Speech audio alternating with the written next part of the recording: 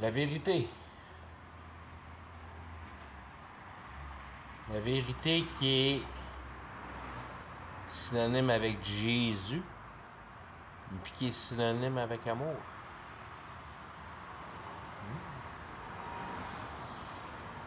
Qui vient juste me faire allumer drette là, sur un plan super important de la patente. Amour. Amour.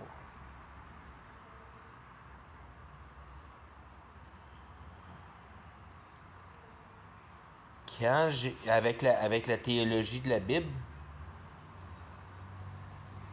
les explications te donnent la possibilité de pouvoir bâtir une idéologie d'efficacité qui s'appelle l'arbre de vie. Puis au centre, une des branches, dans la partie des airs, au centre de l'arbre, c'est fierté. Envie, Lost, c'est.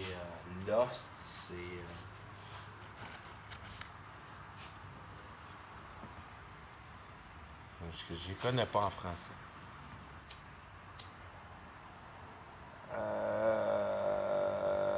Lost and Greed.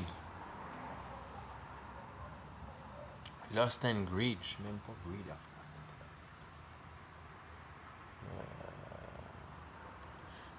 Avec un tronc de glutonie. Ce qui soutient la fierté, c'est la glutonie.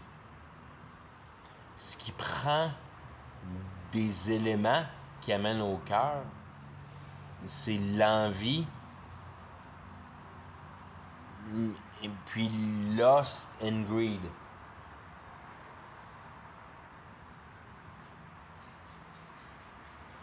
Désolé, je connais pas ces mots bibliquement là en français. Je fais beaucoup de Bible en anglais. Toute ma Bible est sur le KJV. King James. Mais ce qui est important de retenir dedans, c'est que le tronc est glutonie. Glouton. Et puis le cœur de l'arbre où les branches se divisent, c'est la fierté. Tout ce qui a rapport au cœur de l'arbre est la fierté. Au cœur des divisions des idées.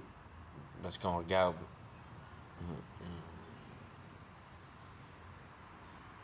On regarde pas l'arbre de haut, mais on le regarde au même niveau qu'on est.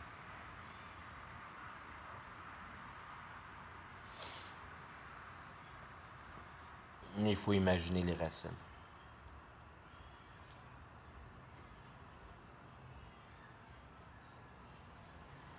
Puis les racines, en un mot général, c'est l'espoir. C'est le mouvement de vie idéologique à accomplir ce qu'on pense qui devrait nous rendre heureux. Parce qu'on pense que d'être heureux est la chose à faire.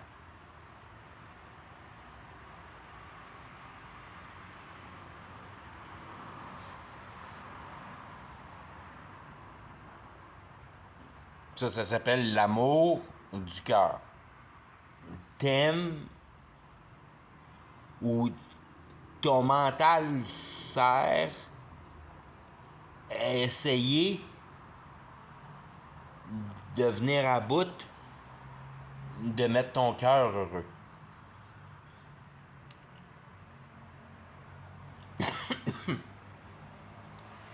Percevant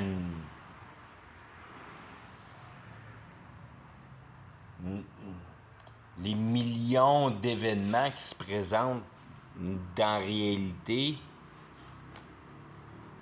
que tu peux analyser,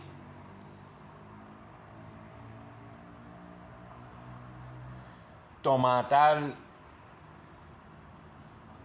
est en travail constant à essayer de rétablir ton cœur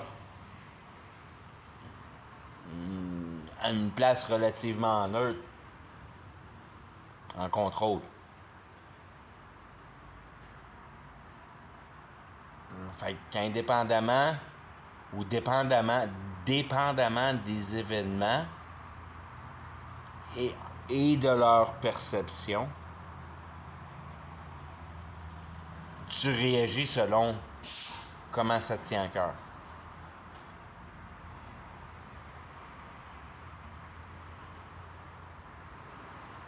Quand tu regardes sur un côté émotionnel, tout ce qui se passe là-dedans, tu viens pas en bout dans discerner des quantités. C'est innombrable. Il y a des millions de différentes émotions.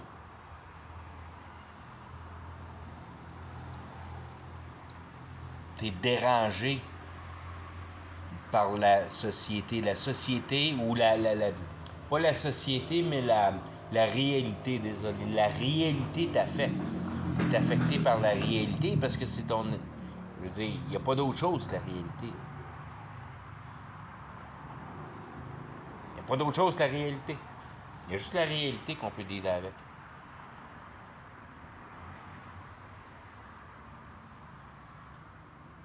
Si tu penses qu'il y a d'autres choses dans la réalité que la réalité, mais peut-être que tu n'as pas défini réalité de la bonne manière.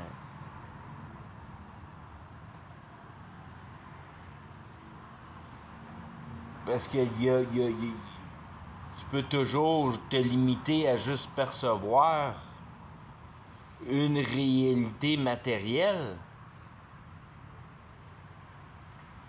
Mais ça a pris un univers spirituel pour venir à bout d'inventer tout cet univers matériel-là. Ça a pris une immensité de quantité d'idées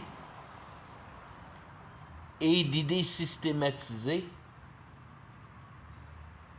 et de systématisation d'idées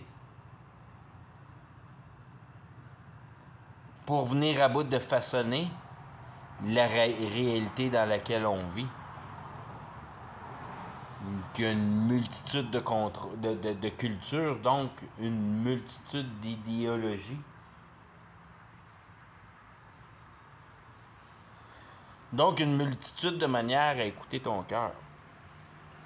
Si tu regardes ça franchement, il n'y en aura jamais deux qui vont écouter leur cœur de la même manière.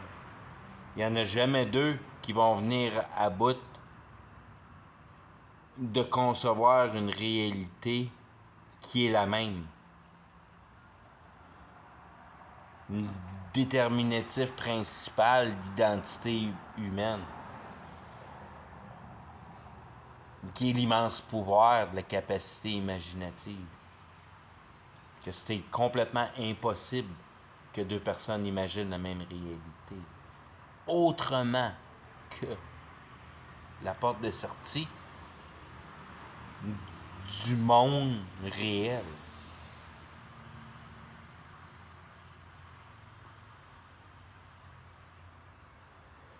Le monde réel, pour la perspectivité commune qu'on peut percevoir facilement. La partie synthétisée du corps naturel du système réel. Puis être capable de le définir assez précisément que tu es capable d'en créer un univers.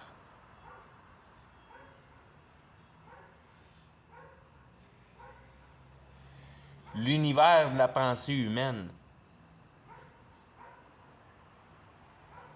C'est un univers qui est relativement bien défini, qui ne peut qu'être conçu à partir de la substance réelle, pour être capable de comprendre, en tant qu'imbécile être humain, que c'est impossible de concevoir ce qui est hors réalité, dans le sens que les idées qu'on reçoit, on les reçoit dans la systématique qu'on essaie de concevoir. Autrement dit, d'une manière parabolique, le mécanicien a joué dans une automobile, découvrira jamais la recette parfaite d'un gâteau de mariage qui va le rendre millionnaire. Son cerveau, il n'est pas adapté à la pâtisserie, il est adapté à l'automobile. Tesla, il a inventé des choses, de l'électricité, puis de la fréquence. Il n'a pas inventé des moteurs, c'est Henry Ford qui a inventé des moteurs. Puis Henry Ford, c'est un gosseux. Puis Tesla, c'est un penseur.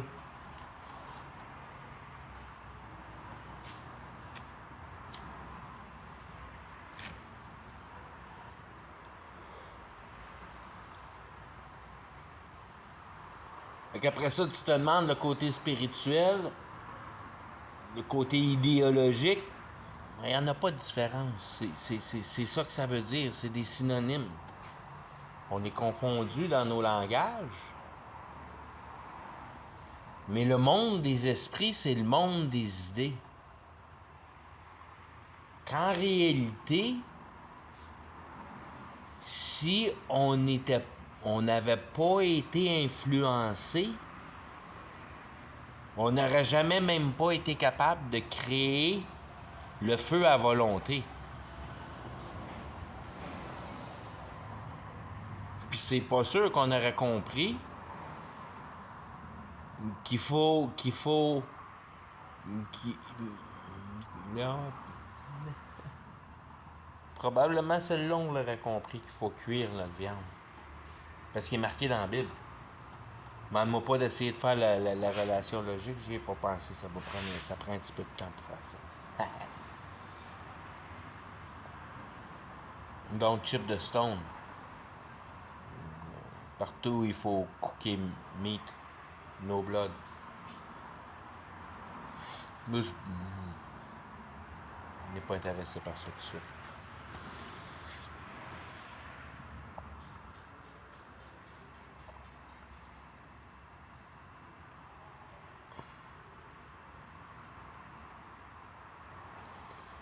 La biomasse humaine a une capacité mentale. Cette capacité mentale-là est notre provenance de Dieu, notre image de Dieu.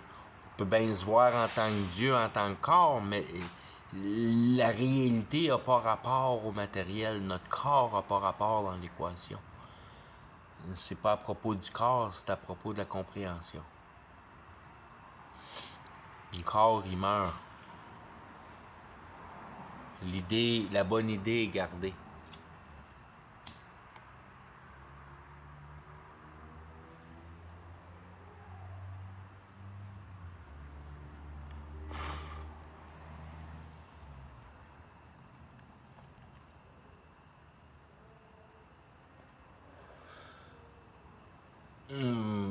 Pour ramener ça encore à la base un peu,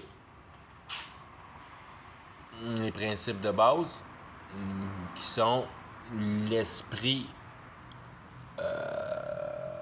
dirige la chair.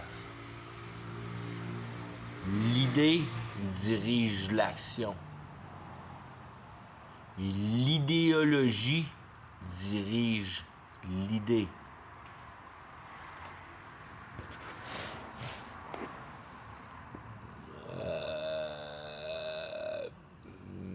Puis l'idiocratie dirige l'idéologie. César.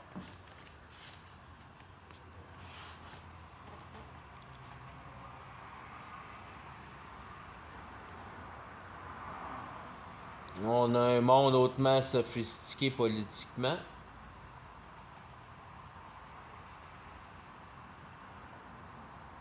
On a donné toute notre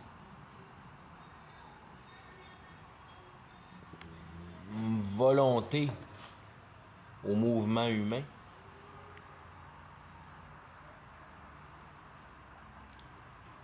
Le mouvement humain a une idéologie à prendre et à transformer et à mettre sa position charnelle en meilleure position.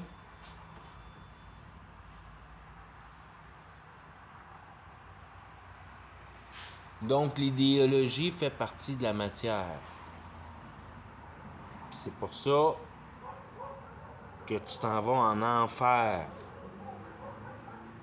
Parce que tu penses que la réalité est matérielle. Pour prouver ça, tout le long de ta vie, tu as, d'une manière, exécuté la réalité.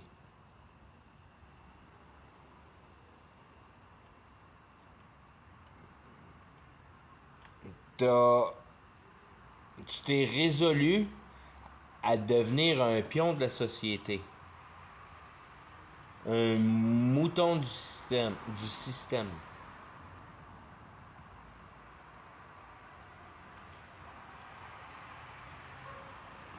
Quand en réalité, le mouvement qui est nécessaire pour se sortir de cette réalité-là est simplement d'en concevoir une systématique de principalité de base qui travaille un travail juste.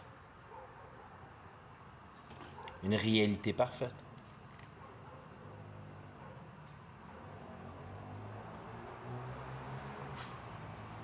Puis quand tu prends ça sur un côté de cœur,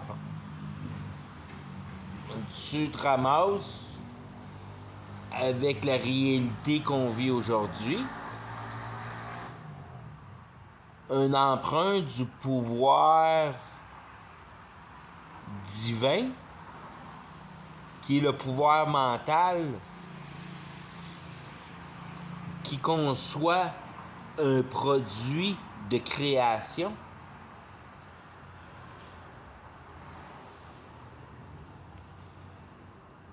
Qui se dirige au niveau cœur pour accomplir le travail d'espoir, pour mettre ta chair en une meilleure position, ou travailler le pouvoir divin, le travail de l'intelligence, pour en créer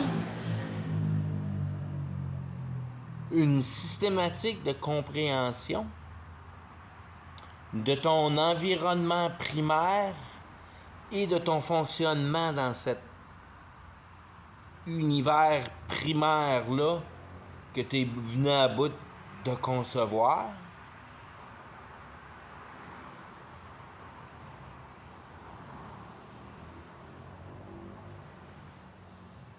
Et de comprendre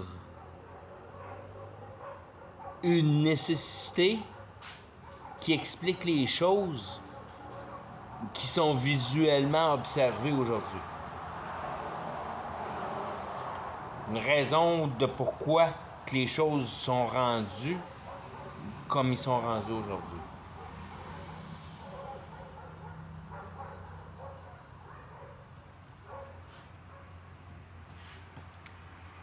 Tout ça pour dire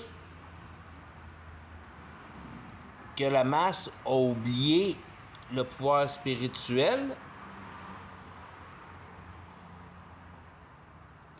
ce qui est une extrêmement bonne chose au point de vue de l'accommodement avec être capable de dealer avec le monde spirituel et d'être capable d'en retirer un pouvoir. Puis c'est là que tu rentres dans le super naturel, performé.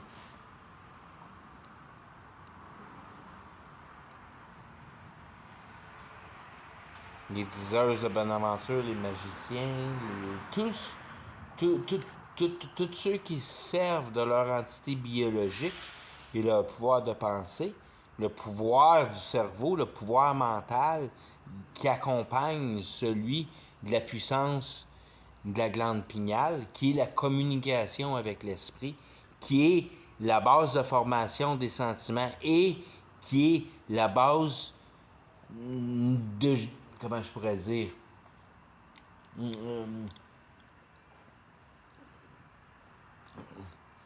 qui joue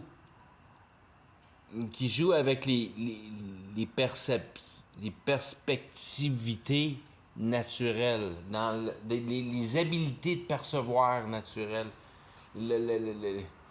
Seulement le fait que tu prends du LSD ou une autre drogue comme ça, t'hallucines. Donc, tu crées une distorsion dans la réalité. Parce que tu hallucines jamais des choses que tu n'as jamais perçues dans la réalité. Tu peux pas distorsionner des choses que tu ne peux pas percevoir réellement.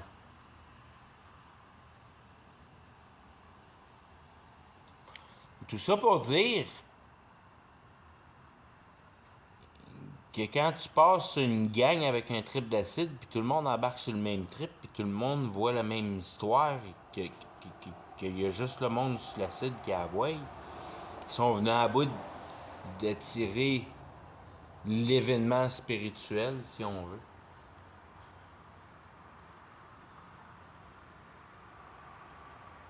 Puis tout le monde a le même trip, puis tout le monde a entendu l'hélicoptère, puis tout le monde a vu les mêmes boys, puis tout le monde a les décrit de la même manière, puis il n'y a pas personne qui les a vraiment vus ou parti bout, juste assez pour venir à bout de convaincre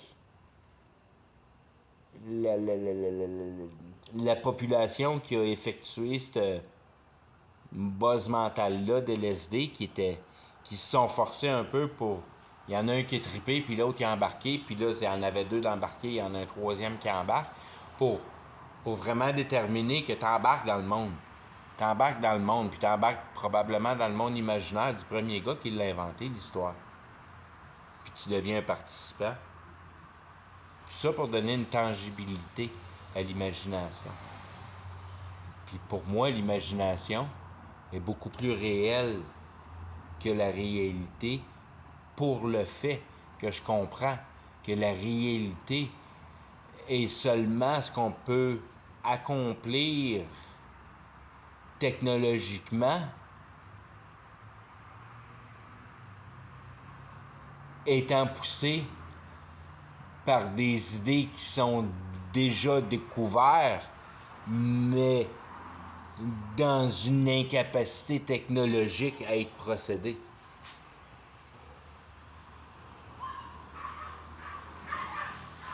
Puis que l'arbre, au bout des branches, comme ça, que tout est confondu, tu sais plus quelle branche va par où. Quand tu regardes l'extérieur de l'arbre, puis tu regardes la complexité d'embranchement qui va. Je veux dire, par comparaison, si l'arbre est tout nu, puis il y a des feuilles, parce que quand il y a des feuilles, tu vois plus rien de l'embranchement. Mais tout ça est une structure parfaite pour positionner à peu près toutes les feuilles parfaites dans cet arbre-là pour avoir un maximum de croissance. Un discernement de réalité pour en reconnaître le système intelligent. Que le Créateur est intelligent, qu'on a reçu l'intelligence, qu'on est les seuls à avoir reçu l'intelligence au niveau divin, Que si tu veux vivre dans la laine, tu peux bien dire que les animaux sont intelligents, eux autres avec, mais ils sont pas intelligents comme nous autres, on est intelligents.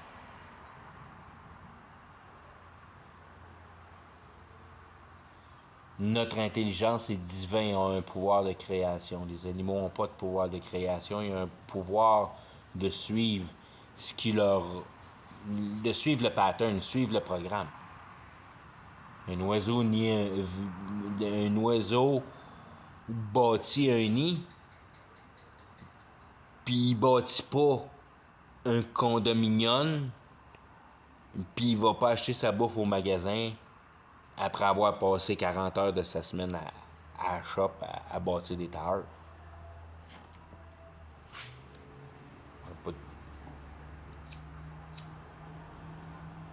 Il y a une marge.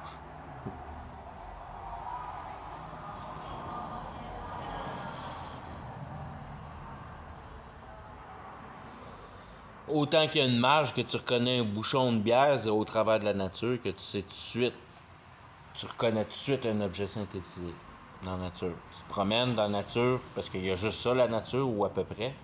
Puis il y a des cochonneries, des remains humains. Mais tu te promènes dans la nature un peu, puis tu vas reconnaître tout de suite un bouchon de bière. Tu vas reconnaître tout de suite un papier de paquet de cigarettes. Tu sais tout de suite que c'est une pièce synthétisée.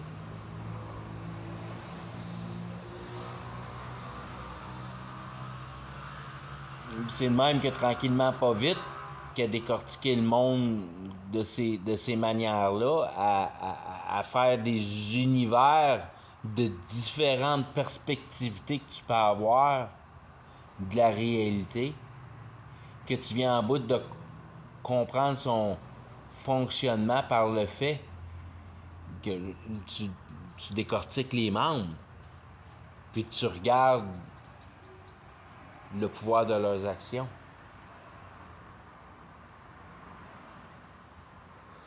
Puis la consistance de leur substance. Un peu comme l'idée qui est dure à mettre dans la tête, que c'est spiritualité.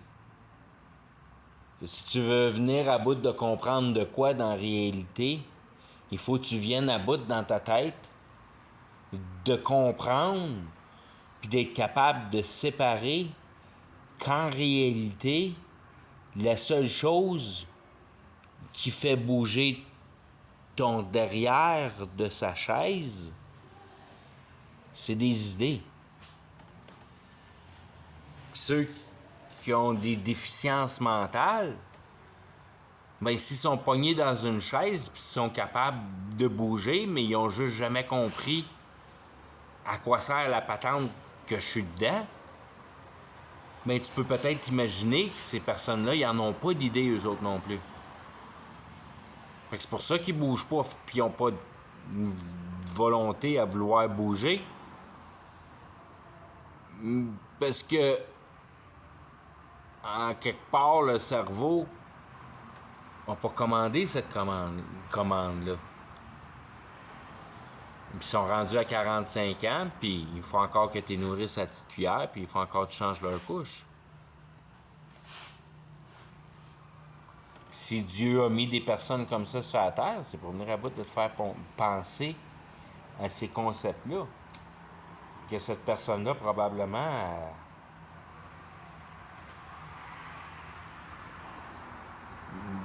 peut-être que cette âme-là, la seule chose qu'elle a vue dans une institution psychiatrique était de déterminer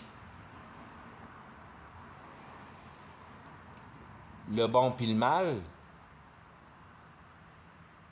parce que c'est tout ce qu'elle comprenait, cette personne-là. Puis elle voyait les états émotifs par les identifications faciales, si on veut. Même pas besoin de parler, elle comprend tout ce qui se passe parce qu'elle voit toutes les émotions en place. Puis cette personne-là est bien plus en avant de n'importe qui sur la Terre. Parce que toute sa vie est sur la compréhension de la génération, des émotions du bien puis du mal, puis surtout de la compassion. Parce que d'une manière ou d'une autre, je veux dire, je sais pas jusqu'à quel point tu peux être en état, en incapacité de penser.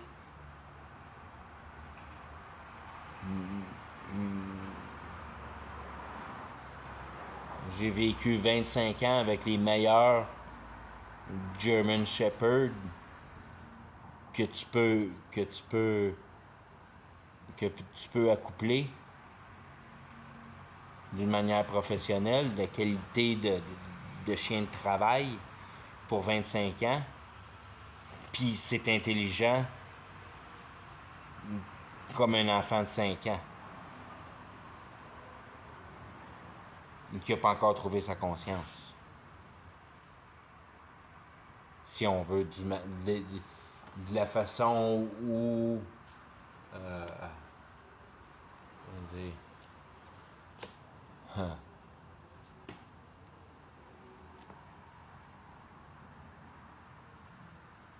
Limité par le côté de pouvoir communiquer comme tu peux communiquer avec une personne humaine. Qui fait la division des voix à un moment donné, que tu peux plus comparer les uns des autres, parce que c'est plus comparable, parce qu'il y a un tu peux parler, puis l'autre tu peux pas parler. Une fois que l'enfant peut parler, ça commence à être difficile de le comparer avec un chien. Mais d'un autre côté, tu trouves que tu gardes tout le monde quiet, puis tu peux déterminer des sociétés avec des rats.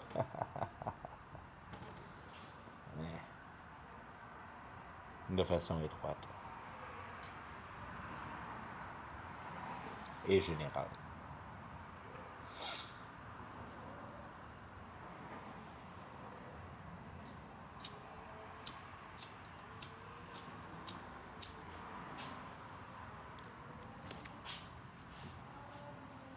La vérité, c'est l'essence.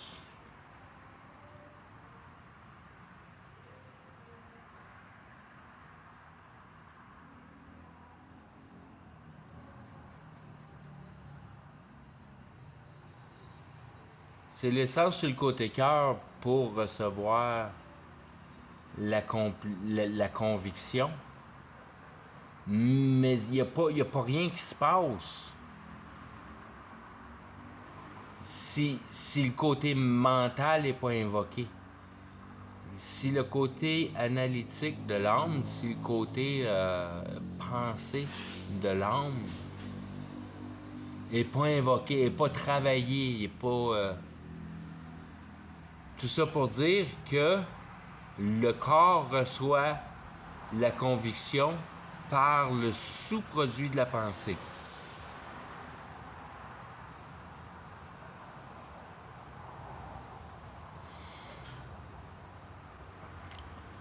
Si tu veux des réponses à la nécessité de ta vie, puis des réponses de ces grandeurs-là, il faut que tu poses des questions qui sont adaptées à ça. Puis aussitôt que tu commences à poser des questions à propos du fonctionnement de la réalité divergée, la réalité créée par l'espoir humain, puis tu commences à essayer de vouloir comprendre ça, c'est là qu'il n'y a pas d'issue. C'est impossible de pouvoir comprendre ça. À part d'une chose, la dynamique générale du pourquoi que ça se fait. Mais le comment que ça se fait, ça, tu sais pas, puis tu seras jamais capable de le savoir. Puis le fait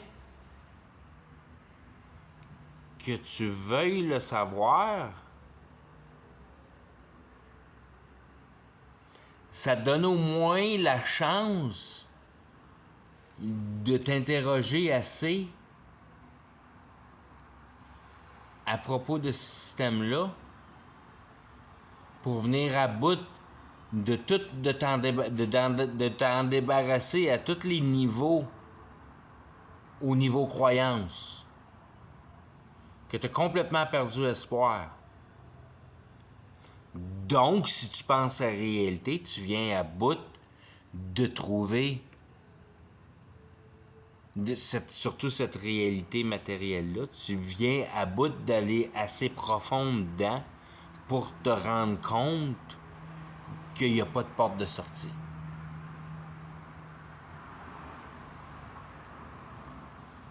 Que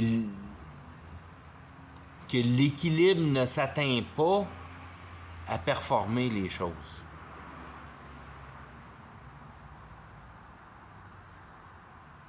Cet état mental-là qui est le cœur du processus d'habilité à changer pour une autre dynamique.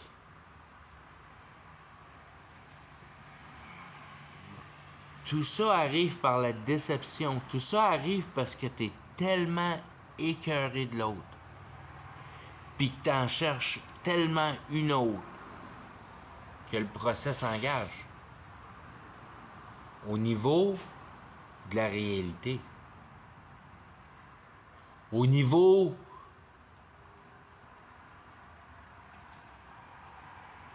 étroitement de reconnaître que la réalité matérielle n'en est pas une solution. Donc, en réalité, d'en concevoir la possibilité d'une réalité plus grande contenant la porte de sortie. Que peut-être, en quelque part, tu regardes la réalité mal, puis tu devrais commencer à essayer de t'imaginer la possibilité d'une réalité secondaire. Et aussitôt, c'est comme ton premier million, ça j'ai l'impression, aussitôt que tu viens en bout d'en discerner une, puis là j'en ai discerné plein, puis tu continues ce processus-là. J'en ai dit plein. Tu sais, j'en ai dit plein. J'en ai dit plein. J'ai dit qu'espoir pouvait être un univers. J'ai dit que l'univers principal, je suis pas sûr de l'avoir dit dans ce speech-là, ça fait déjà 40 minutes que ça roule quasiment. Mais qu'il y a une autre dimension qui est là, drette là dans ta face, que tu peux... Oui, j'en ai parlé, indirectement, certainement. Qui est là dans ta face, que tu peux pas mentir à propos de. C'est l'état naturel des choses. Puis quand tu es capable de mettre des aspects bibliques là-dedans, c'est le travail de Dieu parfait. Mère nature balancée. Sans être affecté par le pouvoir de l'intelligence humaine. Synthétique. Que ça, c'est une autre dimension que tu peux reconnaître facilement. Le synthétique. C'est une autre réalité. C'est une autre réalité qui fait partie de la multitude des réalités. Autant que j'essaie de vraiment bien discerner, parce que je pense que ça, c'est une des choses les plus importantes, de venir à bout d'harmoniser. Que autant le mot spirituel est flou quand spirituel est dit, que le mot idée est complètement concret et est facile de travailler avec. Puis que c'est des synonymes. C'est juste qu'il y en a pas. Il y en a un qui est pas interprété, puis l'autre est naturel. Il faut que tu interprètes le mot esprit. Parce qu'esprit en tant que tel, ça dit rien. Par contre, idée,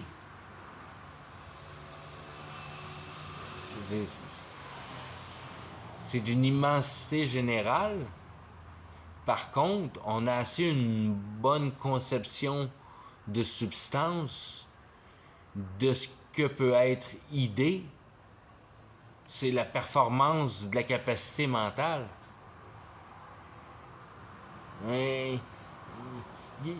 L'imagination, c'est la performance de la capacité mentale.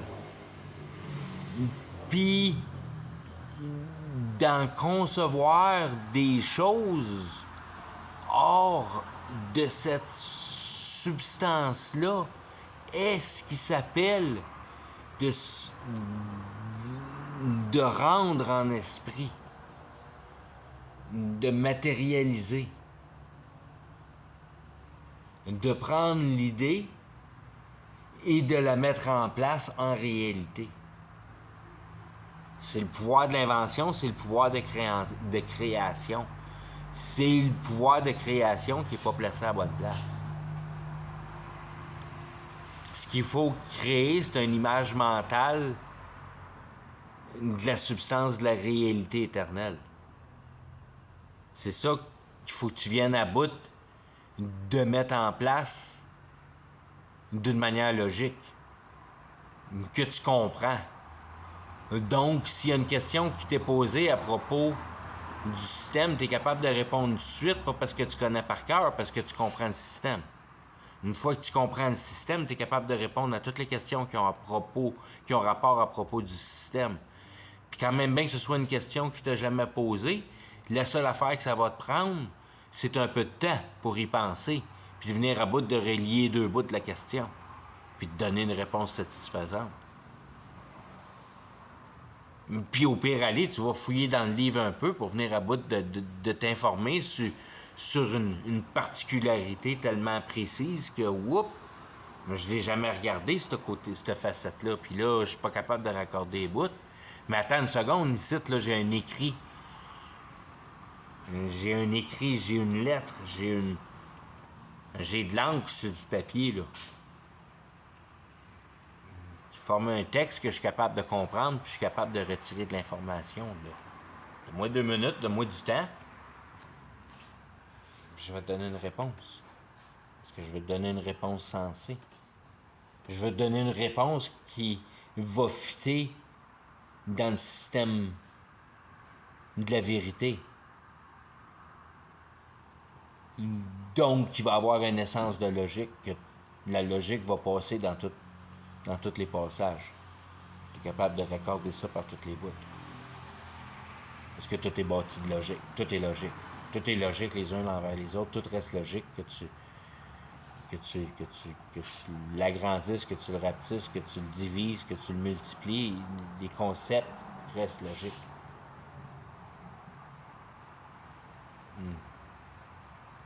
Mathématiques.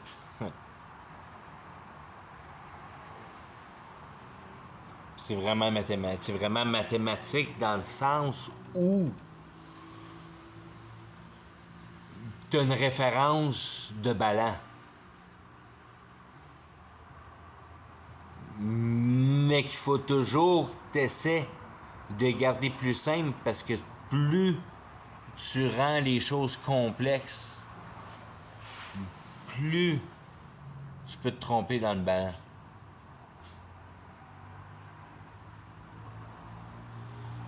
En regardant l'aspect avec une visualisation complètement différente, mais qui vient ramener l'idée complète de ce que je veux vraiment dire, c'est que la vérité est une question de rectitude, non pas d'une question de quantité. Par contre, la quantité va affecter la vérité dans sa rectitude par la complexité, la place, les endroits dans la rectitude où il peut y avoir une divergence. plus tu es capable de conceptualiser une réalité complexe, plus tu es capable de répondre à des questions, puis ci, puis ça, mais plus ton ballon est dur à garder. Parce que plus ta vérité est complexe, plus il y a d'endroits où elle peut être divergée. Plus tu donnes des portes d'entrée au mensonge par la divergence, par l'incapacité ou l'erreur de mettre en place les mauvais mots dans l'explication. Donner la chance à une interprétation erronée de tes mots.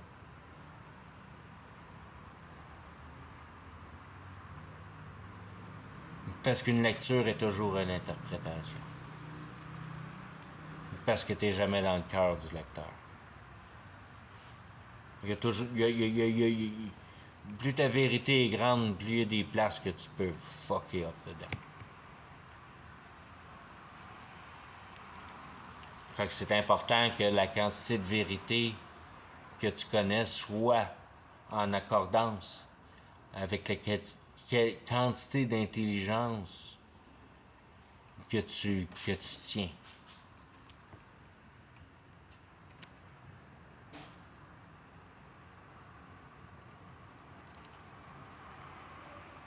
Cette quantité d'intelligence-là n'est pas une chose statique. Parce qu'il y a une volonté là-dedans, puis un état de cœur qui observe. Peut-être d'autres facteurs que j'oublie.